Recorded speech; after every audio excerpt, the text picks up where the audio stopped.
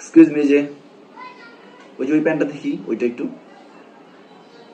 এটা sir pant? Sir এটার দাম 5,790 টাকা। এইটার দাম 5,790 টাকা। এভাবে বলার কি আছে ভাই?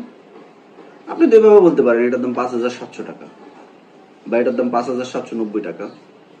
কি আপনি কি আমাকে দেখে মনে হচ্ছে আমি কিনতে পারবো না? শোনেন, কাউকে দেখে এরকমটা জাজ করা উচিত না। আমার দেখে আপনার কি মনে হতে পারে যে আমি কিনবো না? এরকম কোন অ্যাঙ্গেল থেকে মনে হয় যে আমি কিনবো না? কাউকে দেখে এরকম জাজ করবেন না। সরি স্যার, আসলে আমি বিষয়টা ওইভাবে বলিনি, দুঃখিত স্যার। স্যার তাহলে কি আমি প্যান্টটা প্যাকিং করে দিয়ে দিব? আরে না না, 5,790 টাকা দিয়ে আমি প্যান্ট নিই মিয়া? আমার পুরো মাসের স্যালারি তো 9,000 টাকা। 5,790 টাকা দিয়ে প্যান্ট নেওয়া যায়? পাগল নাকি? না না, শালা ভাবলে ছিল কি আর এখন কয় কি? এই জট মাল এগুলো আয় করতে, এগুলো ঢুকতে দেয় কি রে ভাই?